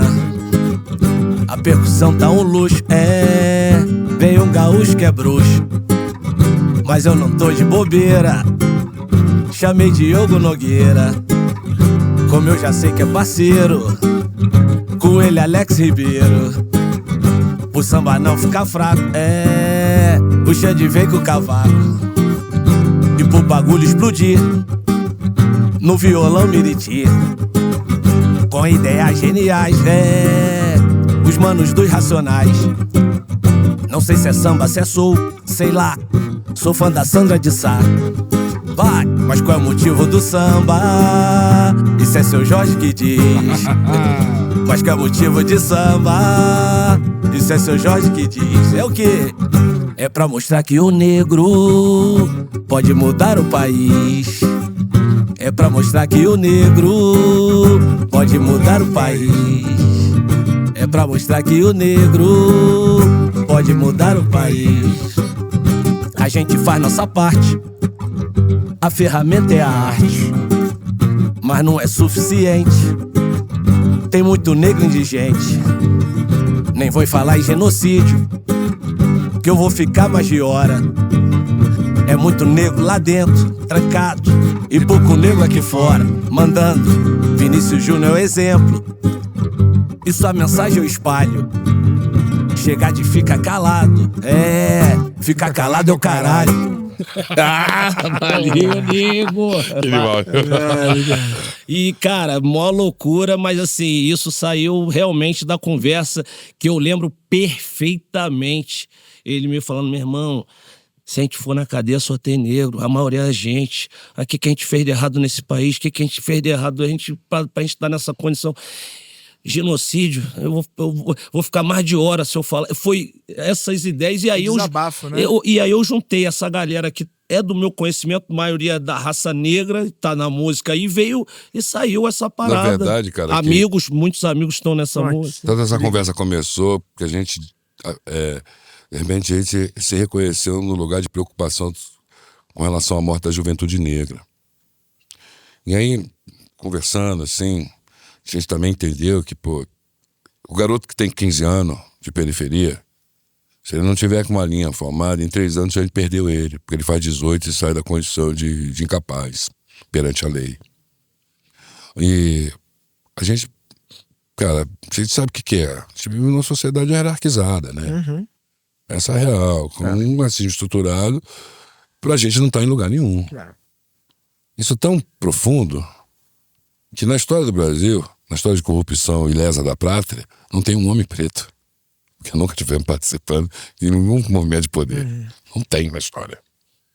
Então, intrínseco que é a estrutura do racismo no Brasil. Nem estivemos lá, nem para fazer nada. Aliás, as Américas foram construídas com mãos negras, essa é verdade. Mas não estamos aqui para discutir a questão do racismo. Estamos discutindo mesmo. Era uma questão da mortandade da juventude negra. Que essa é uma coisa que me pega. A mim porque eu tenho um filho preto tenho filhas pretas, tenho sobrinhos pretos, jovens, que, sabe, pode ser tipificado pela cor da pele, pela roupa que está usando, pela música que escuta. Né? Então, e outra, desviando ele, assim, criando nele, de repente, esse medo, essa coisa constante de você saber que você não pertence a lugar nenhum. Só pra fortalecer, eu não, nem o programa era nem, mas é bom falar, porque assim, ele tá falando do filho dele, tipo assim, eu tenho filhos também, negros, e vivo em Caraíva. E eu conheci o moleque, o Vitinho, conheci o moleque negro, maravilhoso, moleque trabalhador, e foi assassinado lá em Caraíva. E podia ser o meu filho, mas por quê? E ficou por isso, cara. Aí vem sempre as coincidências. Mas era negro também. Coincidência? Não é. Não é possível. Não. Porque podia ser ali qualquer um. E é um caso, assim, que foi um pouco público, mas é todo dia, toda hora. Então, de alguma forma, a gente pode fazer alguma coisa, de alguma forma. Tentar ajudar para que isso mude, cara. Coisa que a gente quer fazer é se organizar. É se encontrar. Conversar, debater esse assunto. Abrir mesa para ideias. Né? Abrir uma mesa de ideias a respeito desse assunto. Trazer gente competente para conversar soluções, projetos. Né? Porque tem que ter uma ação efetiva mesmo, né? Ações políticas efetivas para que a gente combata essa questão da mortandade da juventude negra e, sobretudo, a juventude negra, parda, whatever, juventude periférica. Acho que é melhor colocar assim. Eu acho que esse é um momento agora, porque essa juventude é toda a potência de futuro que nós temos. Então, ao invés de repelir a sua expressão, a moda, a música que gosta e tudo, é procurar entender, orientar, dar suporte. E eu acho que é isso. Se você chega aos 15 anos de idade, você tem que ter algum apontamento. Criança periférica, menino periférico, ele precisa ter um apontamento de onde a vida dele vai. Porque a vida dele pode mudar drasticamente em 3 anos, quando ele faz a maioridade. E existe esse hiato também entre a maioridade e o serviço militar obrigatório, aí que é muito complexo, porque muitas das vezes é a hora que você está potente para encontrar o seu primeiro emprego e para o periférico isso é desviado por causa desse compromisso. Acho que está melhor um pouco, mas isso tem que instruir essa juventude a criar um projeto de carreira, um projeto de vida. Então, projetos nesse sentido, que se alinham a essa ideia Mas a questão da infância e da adolescência começa na perinatal, né? A gente precisa dar assistência já na gestação. A coisa começa na gestação para a gente chegar à idade de 15 anos. Então é um projeto que você investe 15 anos naquilo, mas é certo que você vai ter um retorno disso. E é o que eu convoco, um investimento no material humano brasileiro nesse futuro potente que nós vamos precisar mesmo, vamos precisar dessa formação, criar mais uma formação. A gente aqui na BS tem pensado muito em como vamos criar uma nova capacitação a partir dos departamentos. Então a gente tem uns departamentos aqui que estão precisando de gente. A gente entende que no entretenimento assim tá faltando mão de obra e a gente quer especializar a nossa para que tenha legal. Esse selo de qualidade, de preto de qualidade. E aí eu vejo como um grande ativo a possibilidade da gente estar treinando a juventude com 15, já com alguma base. Né? Em 3 anos o cara está no mercado de trabalho, atuando. Convocar aí as companhias que querem se aproximar disso e querer entender, liga aqui na Black Service, a gente pode conversar com vocês. Que a gente que anda por aí vê que a questão, cara, na rua, na periferia, é oportunidade mesmo. Tem gente boa pra caralho. Esse é grande problema do Brasil. O talento não falta, muito, né? Não falta. O grande problema mas sem do Brasil. oportunidade não aparece. Ele vai... Aí ele, no caso do esporte, no caso da música, ele não tem acesso, ele não tem possibilidade. Pra que mundo que ele vai? Ali tá mais fácil. ali eu consigo, é o mundo errado. E ele tá sendo... A meninada tá sendo cooptada muito novo, sabe? Para esses grupos, para essa condição de vida. Condição da vida com as violências dentro das comunidades, os conflitos, né? As guerras que existem ali. Fica muito difícil dali de dentro você ativar alguma coisa. Você tem que sair daquele lugar. Sair para onde? Se tudo que eu conheço é isso aqui. Então, quando ele fala de oportunidade nesse sentido, se você puder, ao menos, passar boa parte do teu dia dentro de uma escola, um clube, uma coisa que seja gostoso, seja agradável estar lá, a vida dentro da comunidade fica um pouco mais leve. E se você pudesse, eu digo sempre, se não fosse esses conflitos e essa condição assim, eu estava morando na minha área. Estava igual o Adriano. Eu estava morando na minha área, estava morando em Belfort, não estava morando aqui.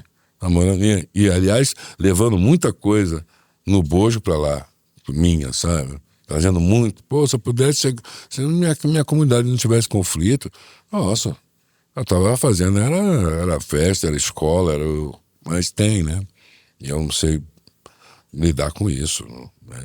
Não vou saber lidar, então a gente fica intimidado, né? Fica tímido de se aproximar, às vezes, do seu local, de sua área, por conta desses desajustes. Aí agora eu sonho em ver isso tudo melhor, eu sonho em a gente encontrar parceiros, empresas, iniciativa privada, né? E pensar a respeito disso. A desigualdade é uma grande oportunidade para a gente se desenvolver economicamente, basta só combater.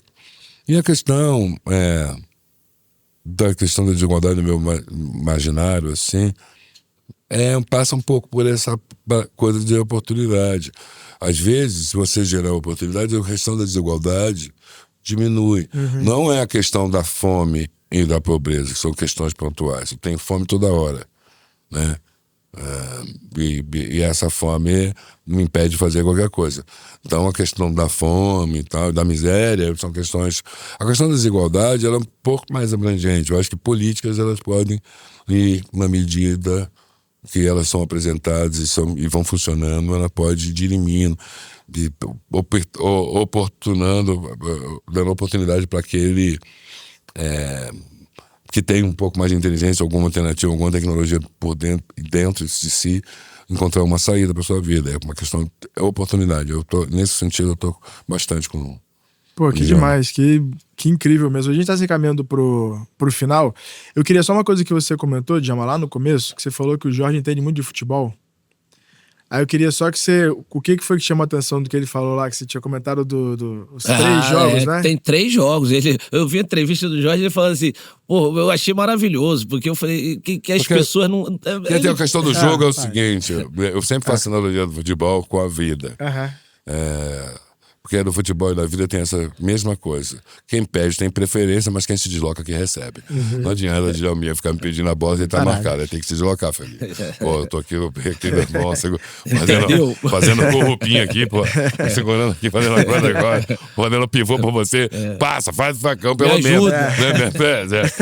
Então, assim, muitas das vezes a gente pede a glória de Deus, mas não faz nada pra merecer. Então, quem pede tem preferência, mas quem se desloca recebe. Então...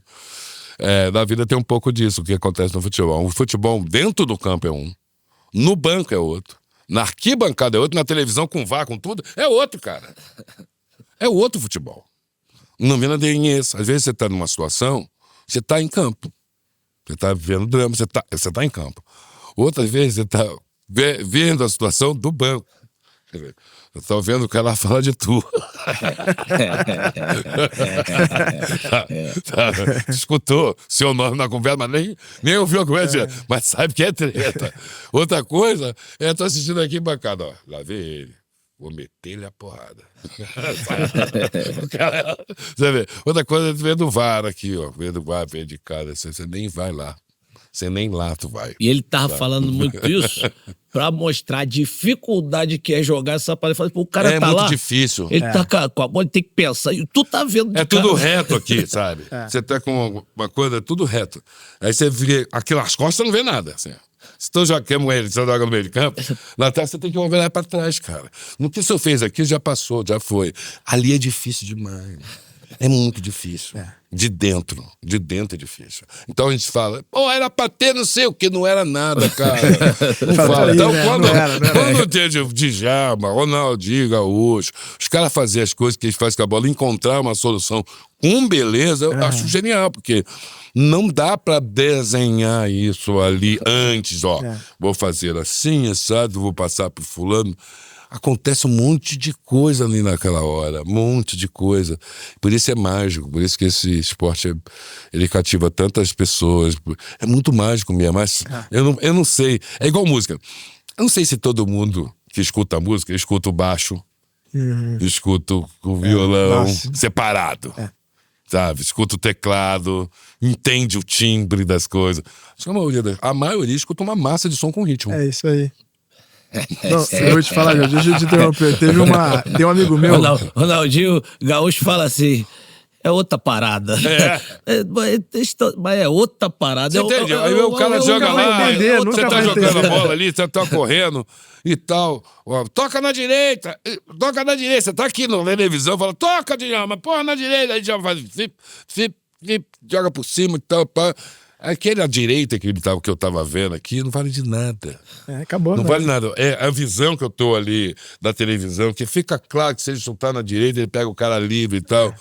Mas, porra, lá dentro é outro negócio, ele tá pensando outra coisa. Tá vendo outro jogo. Ele contou também uma história que negócio de futebol, que ele falou quando o cara da bola é da bola, que o Messi vira pra ele, não vai não, que não vai dar em nada. Porque o negócio da jogada do né? Que é bem isso. É teu entendimento de tudo. É muitos anos de sandal, de copertão, de cenoura e bronze, muitos anos de praia, sabe? Agora o Jorge, o que ele falou ali, quer dizer que ele escuta tudo, mas todo mundo nem todo escuta, mundo, né? Não, a maioria das pessoas escuta uma massa de som com um beat. A mistura de tudo, né? Não. Só fica isso na cabeça da pessoa. E as coisas que tem, né? Tem várias frases ali que ninguém ouve. Que ninguém vê, ninguém percebe. Você tem que tocar aberto pro cara, abrir os canais pra ele ver. Olha, eu tenho um amigo, Marcelo. Parada. Marcelo Baroni, um amigo meu, vou até citar ele aqui, talvez. Baroni, sabe que eu sou, você é meu irmão, mas tem o Sorriso Maroto, por exemplo, a gente tava ouvindo um CD juntos, e eu ficava ouvindo só o baixo, que era só. Eu falei, cara, olha que coisa linda. Aí ele. Que baixo, cara. Não tem baixo. Não tô ouvindo nada do baixo. Você não tá ouvindo. Aí eu parava e falava, voltava. Olha isso aqui, cara. Que é só um grooveado. Você não tá ouvindo? Ele, cara, não tô ouvindo. Eu falei, caraca, que desespero, bicho. E aí o baixo, que é uma coisa que marca muito, assim. Você vê o prateado, por exemplo. Se errar, você sabe que ele errou. Ele salta, né? Mas quando ele tá encaixado ali, é uma coisa tão bonita que às vezes eu fico ouvindo só a levada da bateria e só o baixo, que é um negócio que é a mágica mas o cara não ouvir, não é que não tem a capacidade, não é dele. É o que eu falo. Isso. Porra, eu joguei com um cara que eu me entendia perfeito, assim, eu me entendi. Luizão, ele fala assim, porra, meu compadre, é meu compadre, eu sou padrinho do filho dele. Porra, demorei 2 anos pra te entender. Luizão? 2 anos Você pra te entender. 3 anos na frente dele. Porra, aí uma conta... Não, assim, porque... Que negócio, igualzinho que o Jorge falou, por que a gente ficou essa amizade imensa, eu e ele? Eu com a bola no pé, ele impedido, pedindo a bola. E eu já aquele dia eu falei, porra, teu burro, tá impedido. Só que eu, o seu burro, porra, ele ficou bravo que briga, porra. Eu falei, calma, garoto, não é assim. Ele vai, sei o quê, papapá. E aí, porra, depois viramos mais. Tem esse lance, né? Mas tu tem que chamar atenção às vezes pro cara se ligar. E aí depois que entende, fica tudo mais fácil. Eu acho que foi ele, não sei, pode ser um mito. Chico Buarque disse que em parceria não se pode ter formalidades. Senão a parceria fica uma merda. Pô, que legal isso. Porque tem um trecho que não tá bom. Você é parceiro do cara, o trecho não tá bom. Tem que falar pro cara, não tá bom. Você fica no milindre de magoar e tal. É uma parceria que não vai mandar. Parceria boa que é aquela que tem sinceridade, honestidade e transparência. Então ele fala... Então tá toda ligado, né, meus que parceiros? for- O Jorge falou, então não reclama de mim, não. Que comigo E quem joga futebol é contigo, então eu vejo lá na praia da Barra lá. Porra, pô, eu xingo é porque eu gosto de você. Se eu não xingar, é porque eu não quero nem saber. Ele parece bom isso. demais. Tem formalidade, assim, parcerias, ela tende a não ser uma parceria vitoriosa. Assim, se ficar muito... Né, tem que parceiro, pô. Então, é pra desbloquear a brincadeira. Então, você fala as coisas que tem que acontecer. E... Pô, que maravilha. Pra gente encerrar, a última pergunta que eu sempre faço é... Queria que vocês escolhessem um jogo e uma música. Um samba, uma música da vida de vocês, assim. Se tivesse que escolher um que representa, assim. Um que marcou. Um jogo e uma vida. E uma música. Rapaz. Deixar Pô, o são jogo. vários jogos, cara. Deixa eu ver um jogo assim que... tem um recente. Pô, esse jogo foi demais. Do Flamengo contra o Grêmio no Maracanã, 5-0. Porque o Grêmio achou, Renato Gaúcho, ele achou que ele arrumou alguma coisa. Naquele dia, nós demos um passeio. Esse jogo foi demais. Flamengo do Jorge Jesus, né? Aquele Flamengo que atropelava. Nossa, aquele... É porque eu vou trazer pra cá, pro tempo de cá, Claro. pra todo mundo se situar. São várias memórias, assim, várias lembranças. Tem uma que é o Zico com a camisa rasgada, né, jogando contra a França, né? Que não foi dado pênalti. Aquele jogo tem... Até hoje ele... Fica engasgado. Até hoje esse jogo, pra mim, aquela camisa rasgada, aquilo não entra na minha cabeça. O juiz não ter dado... E é engraçado, porque eu vejo, às vezes, umas imagens dessas antigas e fico lamentando não ter tido VAR. É regulamento, Como cara. é que a história iria talvez pra um outro caminho, né? Porra, ia outra coisa. Eu fico péssimo. Uma música... Cara, a música é um complicado. Pô, música é complicado, porque é muita coisa. Música acho que música pontua... Em especial, cada sentimento, cada mood na pessoa. Tem uma música pra ser feliz, tem uma música pra melancolia. Né? Uma música pra sempre. Porra, é difícil esse negócio. Ou se, por exemplo, eu vou tenho mudar a pergunta medo. pra ver se facilita. Que a pergunta é difícil mesmo. Mesmo, tenho um medo, assim, de... Mas se você berrar. pudesse escolher, por exemplo, uma música agora pra você ficar ouvindo ela até o resto da vida. Escolhi a música clássica. Porque a música clássica, pro resto da vida, eu poderia continuar conversando com as pessoas. Ela não interfere na conversa. Demais. Ela não atrapalha, ela complementa. E ela não é... Ela é virtuosa e livre, então ela não é modal, ela não fica num modo só. Sei lá, aí você tem Rachmaninoff, você tem Mahler, você tem... mas o gênero seria a música clássica. Uma música clássica para ir o resto da vida.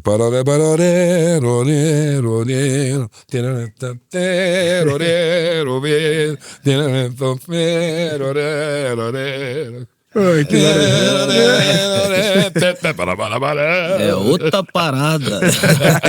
Que maravilha, que maravilha. E o teu, Djalma? Cara, Teu porra, jogo? é o que o Jorge falou, cara. A música é, porra, um universo. Eu vou ficar com a música assim, que ele ouvia para mim, me marcou muito. E gostava muito de Legião. Será a música que eu acho É demais.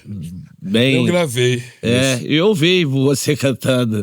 Eu gravei. Então, assim, a música que eu acho bacana a letra, acho bem bacana. E, cara, porra, jogo, mano. Jogo meu? Qual é? Um seu ou um que tenha te marcado como torcedor. Pode ser o jogo da tua vida. Cara, o que mais me marcou, assim, o que... Pô, você é campeão no La Corunha, Não, pô. esse jogo foi o mais... O único título do La Corunha na esse história. jogo que eu iria falar, mas assim, o que mais me marcou e que me fez, né? Toda a minha mentalidade de futebol foi baseada naquela seleção de 82. Então, aquilo pra mim foi futebol. Futebol é aquilo. E aí eu fui... Então, aquela derrota que o Brasil perdeu pra Itália foi um jogo que me marcou muito, porque olha que doideira. O Jorge, eu tinha 11 anos. Tinha 12. Tu já tinha feito, eu faço só em dezembro, entendeu? Aí eu tinha 11 anos, eu lembro, o jogo era da tarde. Era Laranjito, né? Laranjito, pô. A gente acabava... Pintamos a rua exatamente. toda. A gente ficava na rua pedindo dinheiro Meu irmão, nos já era carros pra certo. pintar a rua. Acabar o Toda jogo e ir boa, pra rua pra comemorar. Cara, quando acabou esse jogo, foi uma coisa louca. Eu fui dormir, eu falei assim, eu acho que é um sonho, o Brasil não foi eliminado, eu não tô acreditando. A mesmíssima coisa, eu não acreditei. Eu achei que não era verdade. Nossa, louco. Caramba. A sensação até voltou. Legal. Nossa, bicho, foi um dia horrível pra mim. Horrível, porque a festa era certa. Todo jogo do Brasil. Tinha meio expediente no país. Tinha meio expediente. Tem jogo do Brasil, parava o país. O cobrador, o motorista, não usava uniforme, ia com a roupa normal. Era do cara, meu Deus. Pacheco, camisa 12. Pacheco, camisa 12. Tudo pintado, laranjita, as ruas decoradas. Era uma farra, cerveja. Pô, quando todo mundo colaborando, todo mundo. Era um negócio comum de todos do Brasil. A gente tinha muito orgulho do Brasil. Que até perdeu um pouco, muito isso. Perdeu tudo isso. Pela seleção, de ver um jogo da seleção brasileira. Hoje eu vejo aí. Não, o jogo da seleção não tá nem aí. Né? É ruim isso, eu acho muito ruim. Eu vou te falar. Um jogo da seleção, o hino nacional era o que captava o povo no país. Pro jogo da seleção. Todo mundo junto, né? Caraca, de uma emoção muito grande. Eu começava o jogo, os times perfilados. Aí quando um outro jogador brasileiro metia a mão no peito, geral em casa, pá. Geral em casa, automático, geral em casa, pá, também, em pé, e cantando, vamos Brasil! Vamos Brasil! Era uma coisa aquilo. Pô, eu vivi isso, eu vivi. E aquela seleção merecia. Aquela seleção merecia a final. Podia ter, não ganhar. Mas ela merecia a final, ela merecia chegar na final, a gente merecia ter ido pra festa da final de 82. Essa a gente merecia. Pô, que demais. Dá pra ter um trecho desse? Será que eu fiquei... fiz um samba, aliás, posso cantar Claro, por favor. Uma música pra seleção? Sim. Aproveitar. Pô, que demais, claro. lógico. Eu Vamos fiz nessa. uma música pra seleção com Ah, que maravilha. Junto com o Gabriel, que é assim, que é uma marcha frevo. Mais uma vez vamos torcer e vestir a camisa amarela, aquela que é pentacampeã, aquela do nosso coração Brasil. A nossa seleção vai dar as mãos de novo, balançar a rede, sacudir o povo. Nosso país com fé, chuteira no pé e bandeira na mão, vai ligar a televisão.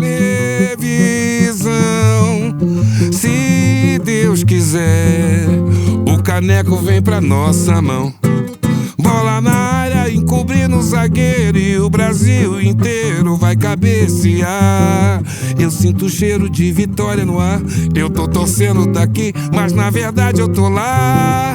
Bola na área, encobrindo o zagueiro e o Brasil inteiro vai cabecear. Eu sinto o cheiro de vitória no ar. Eu tô torcendo daqui, mas na verdade eu tô lá. Mais uma vez, vamos torcer e vestir a camisa amarela, aquela que é pentacampeã, aquela do nosso coração Brasil.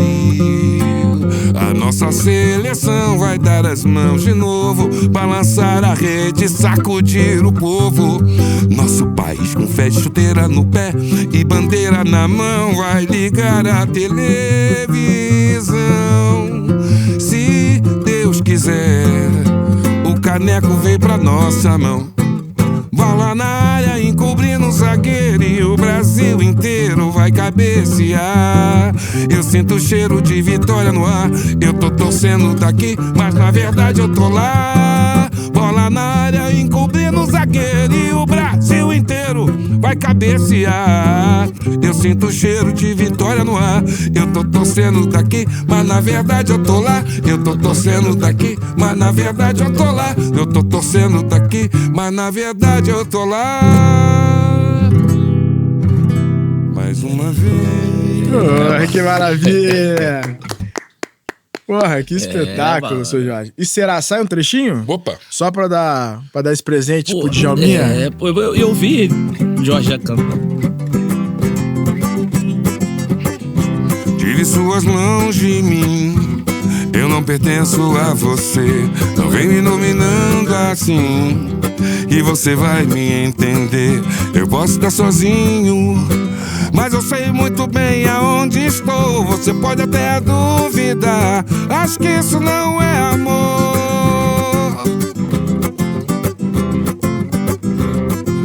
Será só imaginação? Será que nada vai acontecer? Será que é tudo visto em vão? Será que vamos conseguir vencer? Mas que é isso?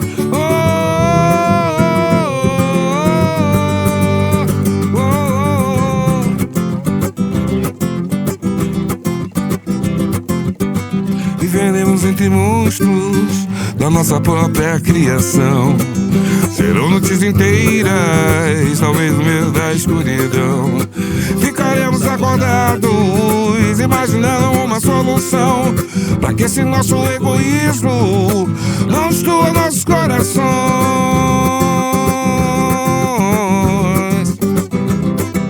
Será só imaginação? Será que nada vai acontecer? Será que é tudo visto em vão? Será que vamos conseguir vencer? Oh, oh, oh, oh. Que Não, bom demais. Você vai contando ali, porra, louco. que maravilha. Pô, Djalminha, obrigado demais, cara. Que papo Guido, eu que maravilhoso. agradeço por estar aqui com o Jorge, contigo, nesse papo maravilhoso. Obrigado mesmo, show de bola. E pô, Adorei. eu agradeço também, Jorge. Obrigado por você ter feito isso aqui acontecer, que se não fosse você, aí só pra quem gosta de bastidor, eu encontrei com o Djalminha, né? Agora eu tô na TNT Esportes, o Djalminha na Casé, lá na cabine lá do Palmeiras. No jogo do Barueri, Palmeiras, né? Palmeiras e Santos, exatamente. E aí dali que o Djalminha falou, cara, vamos fazer com o seu Jorge, porque eu tenho uma música. Ele falou da música. Eu falei, pô, claro, ele ligou pro Jorge, a coisa aconteceu. Então, pô, obrigado aí por esse presente que você me deu também. Obrigado eu ao sou Jorge, muito né, honrado. que, pô, E agora, Jorge, proporcionou obrigado primeiro por receber a gente aqui na sua casa, Você tá de verdade em casa, mesmo. precisando da gente aqui, o estúdio. Tá tudo nosso, Black Set, Serviço de Preto, melhor serviço da praça. É sobre isso, Zabalda. E é o melhor mesmo, eu posso dizer, viu? O que tem aqui é um absurdo. Obrigado. Gente. A gente tá aqui. Obrigado, Djalma, porque dá o doido pra você vir aqui em casa e ficar um pouquinho. A gente faz tempo, né, que a gente tava pra se ver. E essa resenha foi uma delícia, Guido. Obrigado mais uma vez por me dar essa oportunidade aqui no seu programa. Pô, que demais. Olha só, eu costumo dizer... Eu comecei o programa dizendo o quê? Que eu tenho mais coragem que juízo, né? Então, pra gente encerrar com música, eu vou aqui, olha só. Tinta. Aqui é loucura. Posso Tinta, aqui? tinta. E aqui eu queria pedir primeiramente perdão e honrar Pretinho da Serrinha, que é um gênio absurdo, que eu vou tentar mandar Tive Razão aqui. Só pra gente terminar. Vai, tira Vamos ver o que sai aqui. Vamos ver o que sai Serrinha aqui. segura, né? hein? Serrinha, ó, já peço perdão aí. Vamos ver no que vai dar, hein? Oi, oi, oi.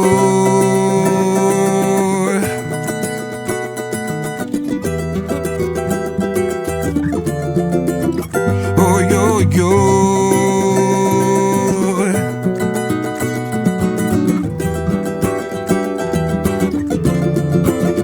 Oi, oi, oi.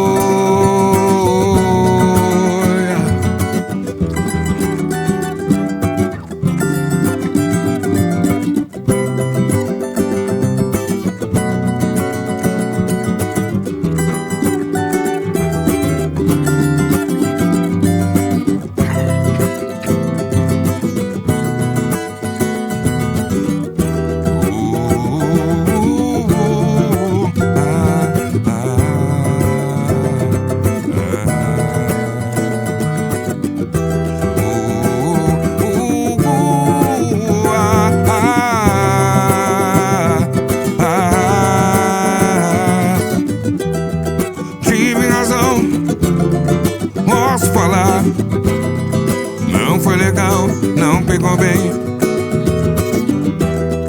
Que vontade de chorar, dói em pensar pensar que ela não vem, só dói. Mas pra mim tá tranquilo, eu vou zoar o clima de partida, vou dar sequência na vida. E de bobeira que eu não estou, e você sabe como é que é, eu vou. Mas poderei voltar quando você quiser.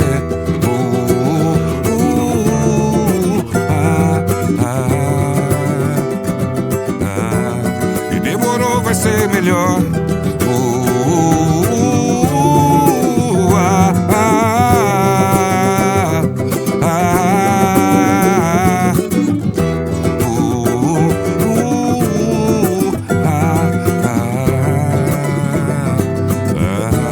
E demorou, vai ser melhor.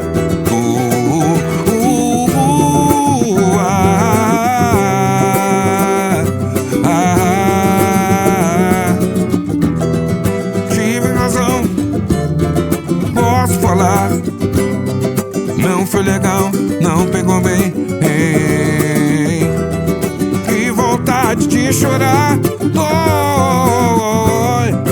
em pensar que ela não vem, só dói. Mas pra mim tá tranquilo, eu vou zoar o clima de partida, vou dar sequência na minha vida. E de bobeira que eu não estou, e você sabe como é que é, eu vou. Mas poderei voltar quando você quiser.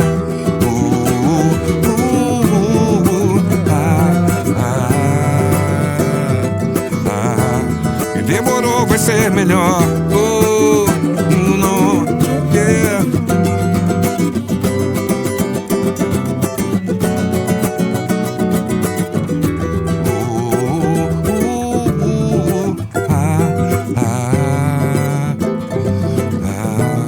E demorou, vai ser melhor.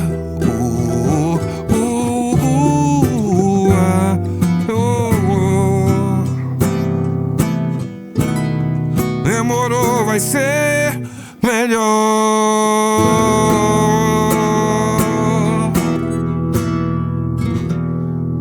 Esse foi o Cavaco Futebol Clube. Até a próxima.